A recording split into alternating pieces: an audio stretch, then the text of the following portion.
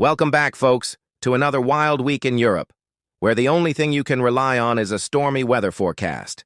Let's dive into the glorious chaos, shall we? First up, Germany. Their brilliant new idea?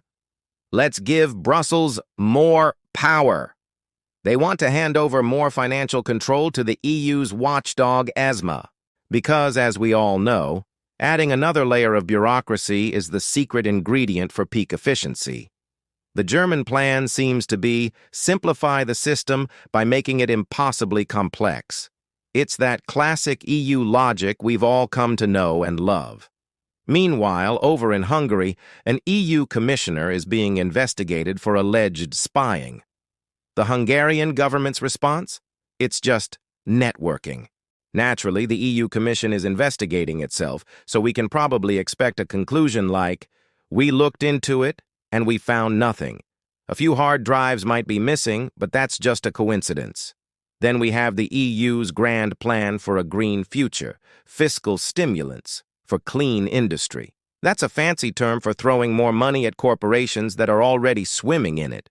While you get a higher energy bill and maybe a pat on the back for using a paper straw, green billionaires get to offset their pollution with tax breaks so complicated, even their own accountants are scratching their heads. Suddenly, the Danish Prime Minister warns that Europe is in its most dangerous situation since World War II. Is it a coincidence that this comes right after his controversial chat control law failed to pass? Of course not. When people won't let you read their private messages, the next best thing is to scare them with a bit of geopolitical drama. Just give us your privacy for your own safety. Speaking of drama, Storm Amy, or was it Detlef? I can't keep track, hit Europe with the usual rain, wind, and a whole lot of media hysteria. Every autumn, nature does its thing, but this year it's unprecedented. Translation: it's autumn again, but now with a climate change sticker on it. But while the rest of Europe panics, what's Spain doing? They're cheerfully opening the golf season.